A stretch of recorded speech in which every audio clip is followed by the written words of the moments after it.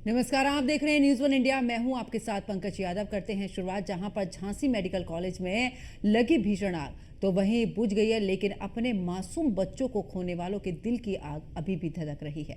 मुश्किल ये है कि बच्चों को बचाने की आनन फानन में कई बच्चे बदल गए। अब बच्चों की पहचान करना भी मुश्किल हो रहा है। कुछ बच्चे दूसरी माओं के पास चले गए तो कुछ बच्चों का अभी तक कुछ भी अता पता नहीं है। अब डीएनए टेस्ट जब होगा तब होगा, लेकिन बचाए गए बच्चों को उनके असली माँ बाप की यहाँ पर उनकी पहचान की गारंटी नहीं है। ऊपर से एक परिवार पर तो दोहरी मार पड़ी है, जिसके बच्चे के साथ उसकी माँ भी गायब है। मेडिकल कॉलेज की आग ने दर्जनों परिवारों को ऐसा जख्म दिया है जिसकी टीस उन्हें ताउम्र सताती रहेगी, क्योंकि हादसे के बाद अपनों ने अपनों को मिला पाना एक बड़ी चुनौती है। और साथ ही आपको बता दें कि जिस तरीके से ये मामला सामने आया अग्निकांड का, उसके बाद से कई ऐसे बच्चे भी हैं जो कि लापता बताए जा रहे हैं। झांसी के महारानी लक्ष्मीबाई मेडिकल कॉलेज में लगी आग तो बुझ गई, लेकिन अपनों की तलाश में दिल में लगी आग अभी तक नहीं बुझी है। पथराई आंखें अपनों की तलाश कर रही हैं। नवजातों को तलाशते तलाशते आंखों के आंसू भी सूख चुके हैं और अब पथराई आंखों से इंतजार है कि कब नवजात का चेहरा देखेंगे, कब उसकी किलकारी घर आंगन में गूंजेगी। इसी तलाश में जो पीड़ित परिवार है और पीड़ित परिजन है वो दर बदर की ठोकरें खा रहे हैं। कभी मेडिकल कॉलेज के इमरजेंसी वार्ड में इधर उधर भटकते हैं तो कभी इमरजेंसी वार्ड के बाहर इधर उधर तलाशते हैं कि शायद कोई तो उनके बच्चे का पता बता दे, कोई तो ये बता दे कि उनका नवजात कहाँ है और किस हाल में है। कुल मिलाकर बेबसी, मुफलिसी और गरीबी के बीच में झूलते हुए ये पीड़ित परिजन नवजातों की तलाश में इधर उधर भटक कर सिर्फ इसी आस में है कि कभी अर्श पर, कभी फर्श पर, कभी दर बदर, कभी तेरे दर, गमे जिंदगी तेरा शुक्रिया, मैं कहाँ कहाँ से गुजर गया। झांसी के लेकिन अपनों की तलाश में दिल में लगी आग अभी तक नहीं बुझी है। पथराई आंखें अपनों की तलाश कर रही हैं। नवजातों को तलाशते तलाशते आंखों के आंसू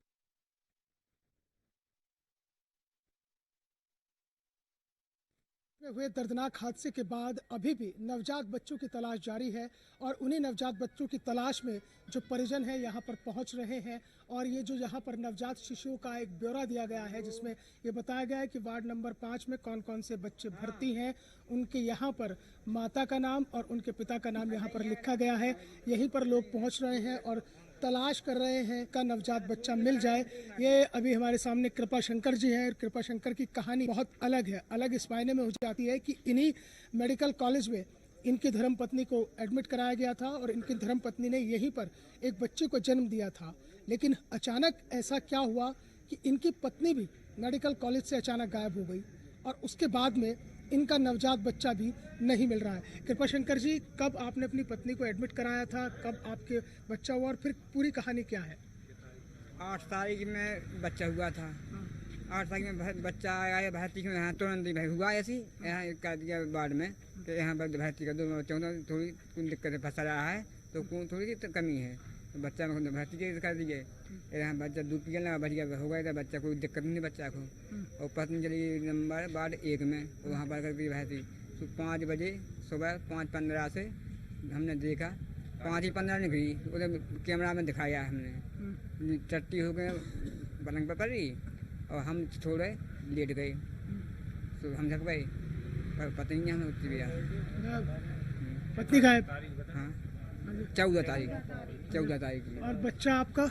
बच्चा की पता नहीं है कहाँ है। तो ये जो आग वाग लगी आप तब यहीं पे थे? नहीं भाई, 2 आ रहे हैं मैं रोज में नहीं लेटती उधर को, मैं बहुत जितने बच्चे थे सब नहीं लेटते 2 आए। तो अब आप यहाँ बच्चा ढूंढना है, कुछ पता चला यहाँ अस्पताल कुछ कह रहा है? नहीं, कुछ पता नहीं चल रहा है हमको जी, कुछ पता नहीं चल रहा। क्या बोल रहे हैं अस्पताल वाले? अस्पताल वाले ये बोल रहे कि बुला लेते हैं अंदर और फिर कहते हैं कि बैठो बैठो मैं देख रहा हूँ। ना तो ये हो जाए डिक्लेयर कि हमारा बच्चा ख़त्म हो गया, या फिर ये डिक्लेयर हो जाए कि हमारा बच्चा यहाँ है, जिंदा है, कैसा है, क्या है, कुछ पता ही नहीं चल रहा। मतलब अस्पताल वाले जो हैं वो आपको सपोर्ट नहीं कर रहे हैं? कोई सपोर्ट नहीं। कैसा रवैया है डॉक्टर्स का? डॉक्टर्स तो मिलते ही नहीं हैं, डॉक्टर तो अभी तक दिखाई नहीं दिए। ना उन्होंने पूछा कि क्या है क्या नहीं है। उस दिन आग लगी तो उस दिन एक नर्स थी वहाँ पे केवल, डॉक्टर कोई नहीं था। तो मतलब कुछ पता नहीं चल पा रहा है ना, आपके बच्चों का पता चल पा रहा है कि कहाँ है बच्चे, कहाँ नहीं है, किस हाल में है? नहीं, अभी तक कोई पता नहीं चला। तो आप ये लगातार चक्कर काट रहे हैं? लगातार चक्कर उसी दिन से काट रहे हैं जिस दिन से चाची खोई। आप ये बताइए कि आप अभी बता रही थी कोई सुन नहीं रहा आप लोगों की? हाँ, अधिकारी लोग तक नहीं सुन रहा है हमारी। हाँ, ऐसी कह रहे होते जा 5 नंबर है भेजो, तो हमें रात में अकेला बहुत निगाही करी हमने। जो लोग भी अधिकारी भाग गए थे, आए सो कोई नहीं हाथ आए थे। सो हमें एक निगम साहब आए, बोले चलो तुम्हें धर्मशाला में लटा दे, सोते करे आए थे हमें। हाँ, बस यही कर रहे हैं, इधर से उधर ले जा रहे हैं, काम कुछ नहीं हो रहा। नहीं, कुछ नहीं सुनाई हो रही हमारी। मेडिकल कॉलेज वाले, डॉक्टर देख उते ये अबे आए थे बुलावे, सो फोन में दिखा रही फोटो, वो हमारा बच्चा नहीं। हम ऐसी से हम दिखा दो हमारी आँखों से, तो हम पहचान ले कि हमारा बच्चा है। हम फोन में नहीं समझ रहे ऐसा। हाँ, मतलब वैसे नहीं ले जाके दिखा रहे कि आपको नहीं, हाँ ऐसा नहीं दिखा है बच्चा। झांसी में ये मेडिकल कॉलेज में दर्दनाक हादसा हुआ है। इसकी एक कड़वी सच्चाई आपके सामने है कि इन लोगों के साथ जो पीड़ित परिवार है वो स्थिति वही हो रही है कि एक तो करेला ऊपर से नीम चढ़ा, यानी कि एक तो ये हादसे का शिकार हो गए। इनके नवजात बच्चों का नहीं पता है कि वो आखिरकार कहाँ है, किस हाल में है और किस जगह पर है, कुछ पता नहीं चल पा रहा। ऊपर से जो मेडिकल कॉलेज प्रशासन का स्टाफ है वो भी इनके साथ सपोर्ट करने के लिए तैयार नहीं है। वीडियो जर्नलिस्ट अनिकेत के साथ मोहसिन खान, न्यूज़ 1 इंडिया, झांसी। हादसे के बाद अब अपनों की निगाहें तलाश रही हैं। पथराई आंखें माँ बाप की अपने नौनहालों को तलाश रही हैं। लेकिन मैं आपको मिलवा रहा हूँ एक ऐसे शख्स से जिनका नाम मिथुन सैनी है। इन्होंने दूसरे की औलाद को तो बचा लिया, लेकिन अपनी औलाद के लिए इनकी आंखें तरस रही हैं। दरअसल जिस वक्त ये हादसा हुआ और रेस्क्यू ऑपरेशन शुरू किया गया तो आसपास जो लोग थे उन्होंने खिड़की तोड़कर बच्चों को बचाना शुरू किया। उसी में मिथुन सैनी भी थे। तो इन्होंने एक बच्चे को वहाँ बचाया। इन्हें लगा कि शायद उनका बच्चा है, लेकिन बाद में जब तस्दीक किया गया तो वो बच्चा उनका नहीं था। लिहाजा उन्होंने लिख कर दे दिया कि ये बच्चा हमारा नहीं है, कि इनका खुद का बच्चा नहीं मिल रहा है। दूसरे की औलाद को तो जीवन दान दे दिया, लेकिन अब अपनी औलाद के लिए यहाँ पर भटक रहे हैं। क्या हुआ था और कैसे आपने उस बच्चे को बचाया और उसके बाद पूरा मामला क्या हुआ? देखिए, कल जो हादसा हुआ है बड़ा दर्दनाक हादसा हुआ है। इसमें काफ़ी बच्चे इसमें झुलस गए हैं और काफ़ी बच्चे इसमें मृत घोषित कर दिए गए हैं, डॉक्टर्स बता रहे हैं। और सबसे बड़ा ये हादसा ये दर्दनाक है कि वहाँ पे उस अफरा तफरी में कई बच्चे काफ़ी लोग लेके भागे, जिसको जहाँ बच्चा मिला। तो उस समय क्या हुआ कि मुझे भी, हम लोगों को, हमारे रिलेटिव साथ में थे जो जिनका बच्चा था मेन, तो हम लोग भी वो लोग लेके भागे, प्राइवेट हॉस्पिटल उसको एडमिट कराया। जब एडमिट कराया उसको, हम लोग को ये महसूस हुआ कि यह बच्चा हमारा, इनका नहीं है। तो हम लोगों ने फिर उसका इलाज कराया और हम लोग अपने बच्चे को ढूंढ रहे हैं। और हम लोगों ने ये भी लिख के दे दिया कि ये बच्चा हमारा नहीं है, जिसका भी हो उसकी माँ के पास, रियल माँ के पास उनका बच्चा। आपके बच्चे के लिए क्या कह रहे हैं? हमारे बच्चे के लिए डॉक्टर से प्रशासन पूछा तो वो ये कह रहा है कि आपका बच्चा बोलो मृत घोषित कर रहे हैं, जबकि किस आधार पे कर रहे हैं? वो अपना लिस्ट जो बता रहा है उस आधार पे। लेकिन जबकि हम लोग का यही कहना है कि उससे कुछ समय पहले ही हमारा बच्चा उस वेंटिलेटर से निकाल चुके थे हम लोग, डॉक्टर्स सॉरी। तो जब हमारा बच्चा वेंटिलेटर से निकल चुका था तो जाहिर सी बात है हम लोग इस चीज़ को मतलब मान रहे हैं कि बच्चा वेंटिलेटर पर था ही नहीं, तो फिर वो बचा हो, कहेंगे सुरक्षित है। अब ये अफरा तफरी में क्या हुआ, कई बच्चे कन्फ्यूजन में यहाँ वहाँ एक्सचेंज हो गए हैं, कुछ लोग लेके भाग गए हैं, मतलब भाग क्या जो भी यहाँ है। तो मैं ये चाह रहा हूँ शासन प्रशासन, मेरा यही निवेदन है कि कृपया इस हादसे की डेट में जितने भी डिलीवरी हुई हैं उन डिलीवरी की पेरेंट्स को बुलाया है, और जितने बच्चे मृत घोषित हो गए वो तो ठीक है, और जितने बच्चे भी बचे हैं उनका उनके पेरेंट्स का सारे लोगों का जाएगा। यही मांग। अफरा तफरी के माहौल में जब यह हादसा हुआ तो जो बच्चा जिसके हाथ लगा वो बच्चे को लेकर चल दिया, लेकिन बड़ी बात ये रही कि कई लोगों ने बच्चे वापस भी किए हैं और कहा है कि ये बच्चा हमारा नहीं है, लिखित रूप में दिया है। वीडियो जर्नलिस्ट अनिकेत के साथ मोहसिन खान, न्यूज़ 1 इंडिया, झांसी।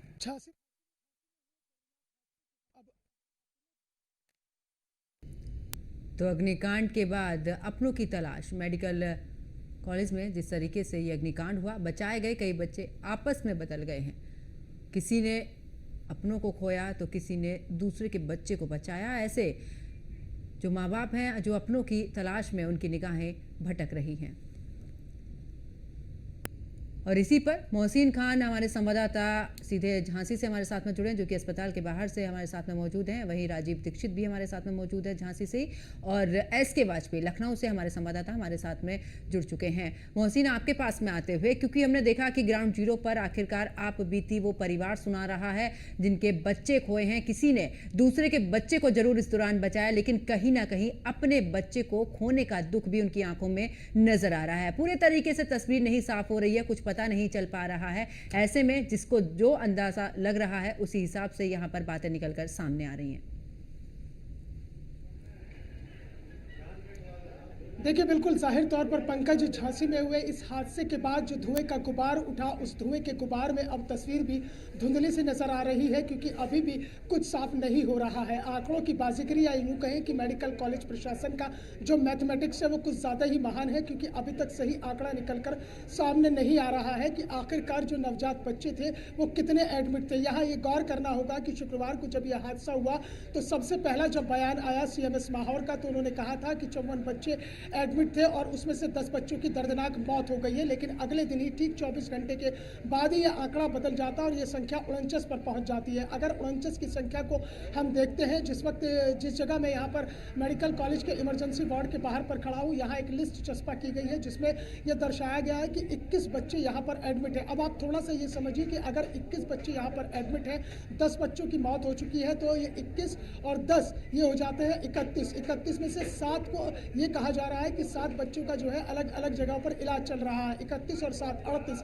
38 के बाद 6 बच्चों का अभी तक ये पता नहीं चला है कि वो 6 बच्चे आखिरकार हैं कहाँ। उन 6 नवजातों का ना तो कुछ अता पता चल पाया है, ना ही उनके बारे में कोई खैर खबर है, और ना ही उनके माता पिता से कोई संपर्क हो पा रहा है। और सबसे बड़ी ताज्जुब की बात तो यह है कि पुलिस प्रशासन ने भी अभी तक इसमें कोई कार्रवाई नहीं की है और ना ही गुमशुदगी दर्ज की है। दरअसल हमसे यहाँ पर कई परिवार ऐसे मिले थे जिन्होंने हादसे के वक्त जो है बच्चों को यहाँ से रेस्क्यू कराया था, और उस वक्त ये हुआ था कि जिसके हाथ में जो बच्चा लगा वो उसे लेकर बाहर निकल आया, क्योंकि उनका मकसद ये था कि बच्चा किसी का भी हो, क्योंकि एक किलकारी की आवाज़ सुनाई दे रही थी, एक रोने की आवाज़ सुनाई दे रही थी। और बच्चों को लेकर जब वो उन्होंने निजी अस्पतालों में भर्ती कराया और बाद में ये तस्दीक हुआ कि ये बच्चा उनका नहीं है, तो उन्होंने बाकायदा बच्चे को वापस किया, सुपुर्द किया है मेडिकल कॉलेज प्रशासन के, और कहा है कि हमारा बच्चा नहीं है, आप हमारे बच्चे की तलाश कीजिए। लेकिन मेडिकल कॉलेज प्रशासन ना तो सही से जवाब देने के लिए तैयार है और ना ही मेडिकल कॉलेज का स्टाफ जो है पूरा सपोर्ट कर रहा है, ना कोऑपरेट कर रहा है, बल्कि यहाँ पर करीब बेबस और मजलूम और वो करीब लोग यहाँ पर इधर उधर भटक रहे हैं जिनके अपने अभी भी खोए हुए हैं।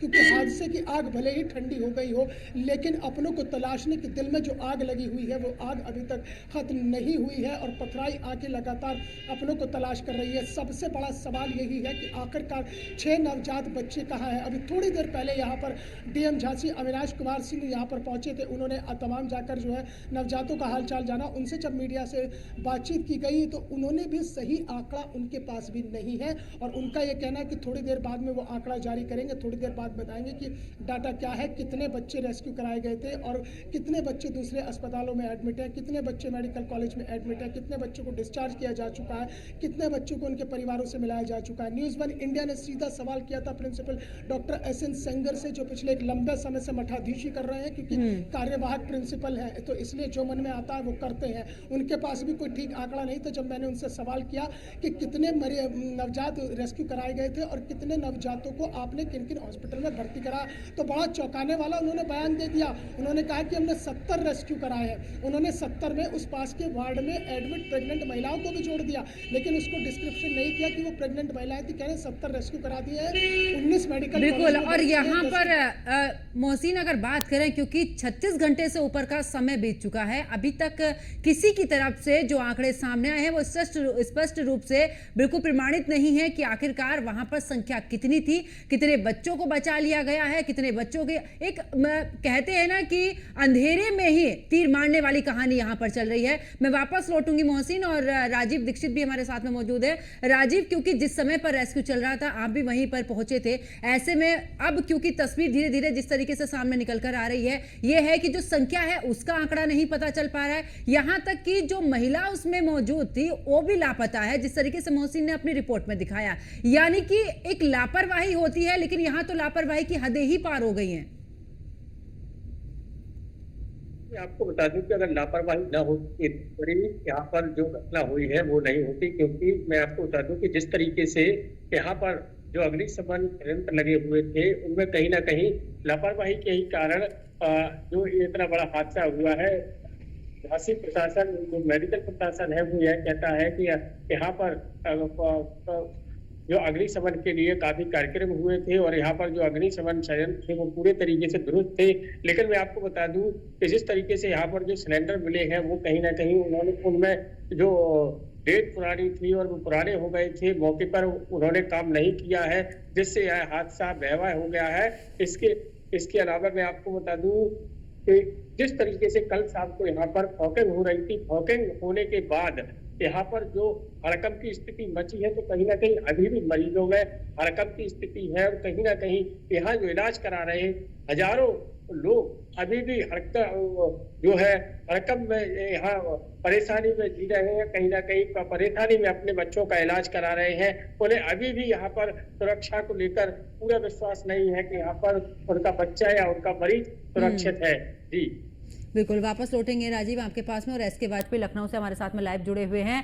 एसके, अब ये तस्वीर तो अपने आप में बहुत कुछ बयां कर गई है, फिलहाल आंकड़े नहीं पता चल पा रहे, लेकिन ऐसे में जो लापरवाही हुई है उसको लेकर, यानी कि एक जगह पर यह हादसा होता है, उसके बाद प्रशासन पूरे तरीके से जागता है और जगह जगह पर यहाँ पर जो जांच है वो की गई है। हमने लखनऊ की भी खबर देखी, जबकि 900 से ज्यादा इस दौरान जो हॉस्पिटल रहे हैं वहां पर जाकर मानक चेक किए गए हैं, यानी कि क्या किसी हादसे का इंतजार यहाँ पर प्रशासन कर रहा था और उसके बाद जाकर ये जो तस्वीर अब सामने आ रही है। बिल्कुल निश्चित तौर पर, क्योंकि ये तस्वीर नई नहीं है, ये तस्वीर काफी पुरानी है। क्योंकि अगर हम देखें तो ये जो बच्चों के साथ जो घटना झांसी में हुई है, ये घटना उत्तर प्रदेश के लिए पहली हो सकती है, लेकिन देश में इस तरीके की घटनाएं पहले भी हो चुकी हैं। शायद अगर उन घटनाओं से सीख ली जाती या उन घटनाओं को लेकर वो सुरक्षा इंतजाम जो होने चाहिए वो कर दिए जाते तो शायद इस तरीके की तस्वीरें हमें देखने को नहीं मिलती। तस्वीरें काफी भयावह हैं। 10 बच्चों की मौत हो चुकी है, जिसको अस्पताल प्रशासन और जिला प्रशासन पुष्ट कर रहा है कि 10 बच्चे मौत के गाल में समा चुके हैं। हालांकि 6 बच्चे ऐसे भी हैं जिनका पता नहीं चल रहा है। सीधे तौर पर कहीं ना कहीं वो बच्चे भी उस श्रेणी में हैं कि जिनके माता पिता लगातार अपने बच्चों की खोज के लिए अस्पताल प्रशासन और जिला प्रशासन के चक्कर लगा रहे हैं। हालांकि इस पूरे मामले लेकर शासन ने काफी गंभीरता से लिया है। पूरे मामले पर त्रिस्तरीय जांच कमेटी भी गठित हो चुकी है। एक तो मजिस्ट्रेटियल जांच हो रही है, दूसरा विभागीय जांच जो कि मेडिकल कॉलेज प्रशासन की तरफ से कराई जा रही है, और तीसरी उत्तर प्रदेश सरकार के निर्देश पर उत्तर प्रदेश स्वास्थ्य विभाग की उच्च स्तरीय कमेटी जिसमें डीजी हेल्थ को शामिल किया गया है, उनकी अध्यक्षता में 4 सदस्यीय कमेटी गठित की गई है, जिसमें डीजी हेल्थ खुद भी हैं, उसके अलावा अपर निदेशक स्वास्थ्य हैं, उसके अलावा विद्युत निदेशक जो कि विद्युत मामलों को देखते हैं वो है, उसके अलावा फायर डीजी फायर की तरफ से नामित एक अधिकारी भी इस कमेटी में रखा गया है जो पूरे मामले की जांच करेगा। हालांकि अब त्रिस्तरीय जांच होगी और जांच के बाद जो भी दोषी होंगे उन पर कार्रवाई होगी। लेकिन सवाल अब भी वही है कि आखिर मेडिकल कॉलेज प्रशासन क्या इस हादसे के इंतजार में था जो हादसा हो गया और जिसके बाद मां बाप को अपने वो बच्चे शायद जिनको वो 1 मिनट के लिए भी अपने साथ ना ले जा पाए हो, क्योंकि प्रसव होने के बाद ही बच्चों की स्थिति के अनुसार उनको एनआईसीयू और क्रिटिकल डिपार्टमेंट में रखा जाता है। ये बच्चे क्रिटिकल डिपार्टमेंट में थे। सीधे तौर पर सवाल बहुत सारे हैं जिनके जवाब प्रशासन को देने हैं।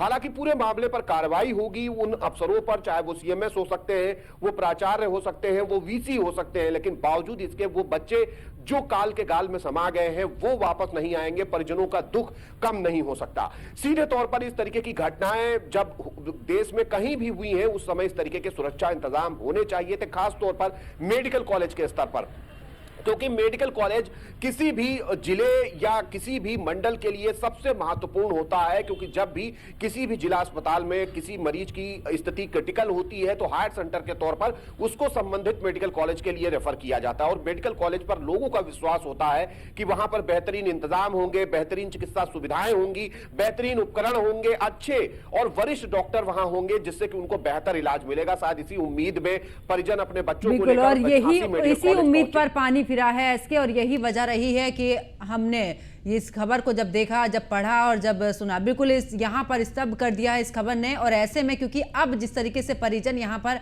परेशान हो रहे हैं, उनकी परेशानी देखकर बिल्कुल दिल दहला सा जा रहा है। मोहसिन, आपके पास आते हुए, क्योंकि आंकड़ा बिल्कुल सामने नहीं आ रहा है, लेकिन ऐसे में जब एग्जिट गेट एक था, एंट्री गेट एक ही था, तो आखिरकार वो 5 से 7 जो बच्चे की लापता होने का जो मामला है वो कहां पर जा चुके हैं। जब एक ही रास्ते से निकलना था, पूरे तरीके से रेस्क्यू किया जा रहा था, और परिजनों का यह भी कहना है कि बहुत सारे परिजन अंदर जाना चाहते थे, तब भी उनको जाने नहीं दिया क्योंकि वहां पर रेस्क्यू चल रहा। तो आखिरकार वो बच्चे कहां गए हैं? पूरे तरीके से कोई आंकड़ा अस्पताल के पास में नहीं है कि आपके अस्पताल में कितने बच्चे एडमिट थे।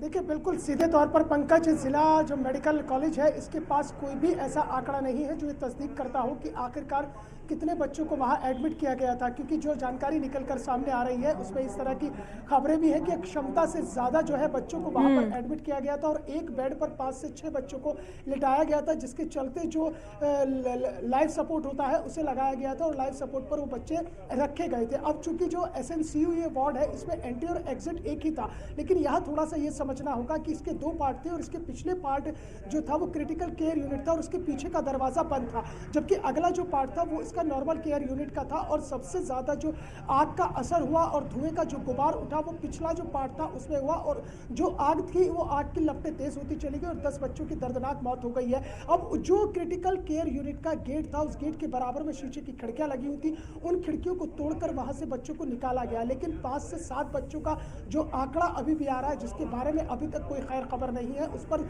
जो मेडिकल कॉलेज प्रशासन है और खासतौर से सीधे तौर पर परिवार के मुखिया यानी कि जो कार्यवाहक प्रिंसिपल हैं, जो एक लंबे समय से मेडिकल कॉलेज में डटे हुए हैं, यहाँ पर जमे हुए हैं, डॉक्टर SN सेंगर, उनकी जिम्मेदारी बनती है कि बिल्कुल, और उसी जिम्मेदारी से कहीं ना कहीं यहाँ पर पीछे हटते हुए नजर आ रहे हैं, क्योंकि उनको अपनी जिम्मेदारी का एहसास ही नहीं है। मोहसिन, अगर जिम्मेदारी का एहसास होता तो शायद उनके पास में आंकड़ा होता और बड़ी ही जिम्मेदारी से इस पूरे मामले से निपटा जाता, लेकिन ऐसे में हर कोई खुद को बचाव के लिए माना जाए या फिर इसकी टोपी उसके सर, इस तरीके से मामला चल रहा हो। लेकिन फिलहाल अभी तक आंकड़े निकलकर पूरे तरीके से सामने नहीं आ रहे हैं। जो माता पिता हैं, जो परिजन हैं बच्चों के, वो दर दर भटक रहे हैं, कभी इस अस्पताल में तो कभी उस अस्पताल में, लेकिन अभी भी किसी को कोई भी किसी भी तरीके से पूरे तरीके से संतुष्ट जवाब नहीं मिल पा रहा है। आप सभी सहयोगी मेरे साथ में जुड़े, आप सभी का बहुत बहुत शुक्रिया। तो देखिए, जिस तरीके से झांसी मेडिकल कॉलेज का ये पूरा मामला, और ऐसे में अब जो परिजनों की हालत है, जो कि अब उन बच्चों को लेकर भी वो कह रहे हैं कि जो बच्चे हैं उनके वो मिल नहीं पा रहे हैं, और ऐसे में DNA टेस्ट की भी बात कर रहे हैं। फिलहाल अगर प्रशासन की बात करें अस्पताल के, तो वो भी पूरे तरीके से आंकड़े पेश नहीं हो रहे हैं। कोई कुछ आंकड़े बता रहे हैं तो कोई दूसरे आंकड़े बता रहे हैं। ऐसे में सवाल उठता है कि क्या प्रशासन की इतनी बड़ी लापरवाही है, क्या उससे पल्ला झाड़ रहा है प्रशासन? ऐसे में तमाम सवाल खड़े हो रहे हैं। मेरे साथ फिलहाल इतना ही। आप देखते रहिए News 1 इंडिया। नमस्कार।